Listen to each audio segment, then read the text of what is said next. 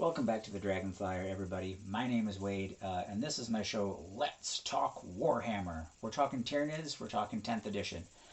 I got a lot of 9th edition stuff out there for Tyranids. It's all obsolete now, obviously, but we don't have a lot of time. So this is a lore video. So this could also fall under my show, There Is Only Lore. In the Grimdark of the 41st Millennium, there is only lore. And we're talking Tyranids. And you might say, hey, wait, how long have you played Tyranids? Well, here is the brand new codex, which looks a lot like the one previous to it. But then I've got this one. And then I've got this one. And then I've got this one. So you're talking before 2009 because I couldn't find a date in this one. So the last two are paperback. Anyways, we're talking about Tyranids. If you don't know anything about Tyranids, these videos are a little bit shorter, which is okay. There are some people out there with deep dives with lore, and I absolutely love them. Go ahead and check out Wes Hammer and Luton. Those are great, longer videos, but these videos are short, and I just want to keep them that way. So, the Tyranids are a species of, some call them bugs, and that might apply in some situation. But they are a predator species that evolves. Every time they meet a challenge, every time they face an enemy, they evolve. One of the biggest things about Tyranids is everything becomes their chief resource, which is biomass. So as far as anyone knows, their motivation is to devour everything. And when they devour everything on a world, one of the steps is everything, absolutely everything gets eaten. Some people say minerals, metals as well, but definitely all of their organic material.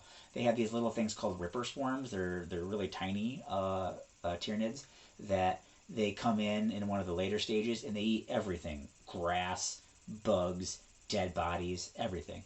Dead Tyranids, dead defenders of planets, everything. They eat these things and they crawl back to spawning pools or biomass pools, and then they vomit them into the pools.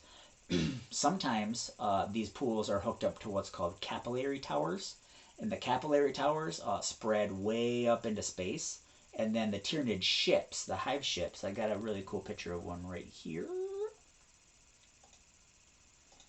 Nope. The hive ships then come along and like dock and refuel. A lot like naval vessels in the real world can refuel underway, if you know what I'm talking about.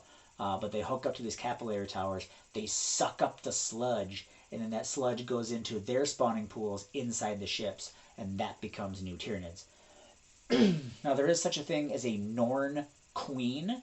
So if you've been following some of the new stuff that just came out recently with the Codex, we now have a Norn emissary and a Norn assimilator. Really cool models. I don't have any of them, for my friends who may be watching. I don't own any of those models. But the Norn Queen, in many cases, is more of a thoughtful thinking type organism that directs the swarm and can decide what things need to be bred. So, for example, Norn Emissary or Norn Assimilator, both of them, they are bred for a special purpose. So right now we're in the 4th Tyrannic War, and in the 4th Tyrannic War, Leontis, the Lord Solar, who is a Lord of Terra, he is leading the Imperial Guard in this current Tyrannic War. He put together this coalition fleet to fight the new tendril of Leviathan that has emerged. And for example, they're defending this planet, and 3 Norn emissaries arrive. And it's been confirmed at least one of those Norn emissaries was bred to hunt and kill Lord Solar Leontis. So they have some really cool rules. I'm not going to get into rules in the lore videos, because I'm going to have rules videos. So this counts as Let's Talk video, and it also counts as a There's Only Lore. So no one really knows what is driving the Tyranids. there are some theories that are out there. So what I mean by driving is they came into our galaxy, the Milky Way galaxy, from another galaxy. They're from the depths, way out there. And it's unclear just how long they've been coming because they're starting to show up in different places. So they don't travel through the warp. They have no warp travel capabilities. What they do have, on the other hand, is they have these ships that can travel faster than light.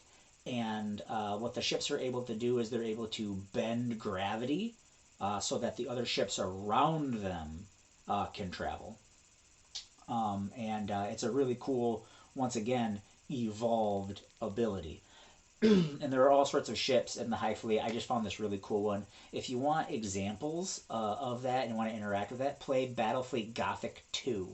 I'll be honest with you, I was not a big fan of Battlefleet Gothic 1.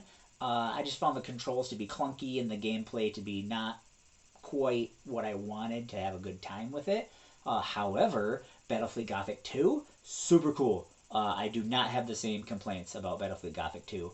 I am going to have playthrough videos on my show Playtest where you can watch me play Battlefleet Gothic 2. I just haven't shot them yet. I got a lot of other games I'm playing over there. Go ahead and check them out. Right now, Diablo 4, Armored Core 6, I haven't posted any of those yet, and Doom Eternal. I got a lot of games I want to play. Check that stuff out. Anyways, so when the fleet, High Fleet moves together, they form what is called tendrils. So you get these groups that form together and they wind up making these tendrils that wind through the galaxy. And it's made up of just bunches and bunches and bunches of ships, hundreds of ships, thousands of ships, tens of thousands of ships. So the Tyranids very often attack a world by swarming it with overwhelming force. So, like I said before, no one is really sure the why.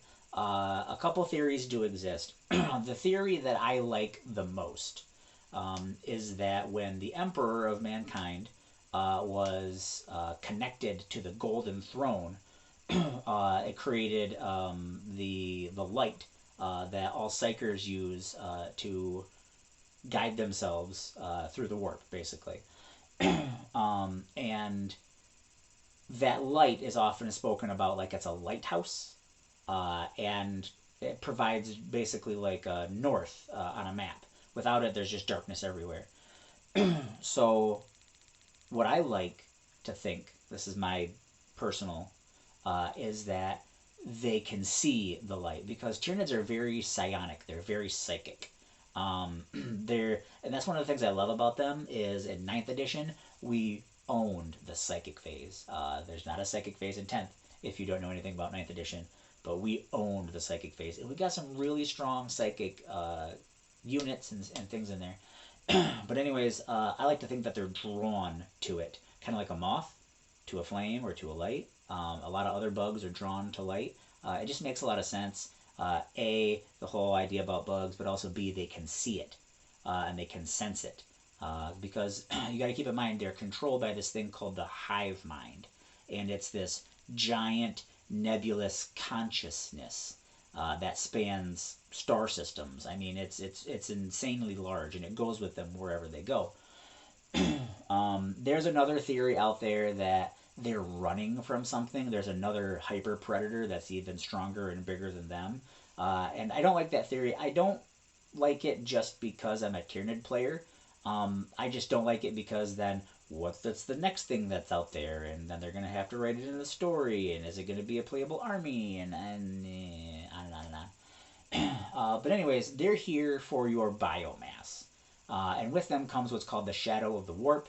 It's a big blanket field that it lays down. It blocks out all Psychers and the ability to travel and communicate, no astropathy. I think it's a really cool army.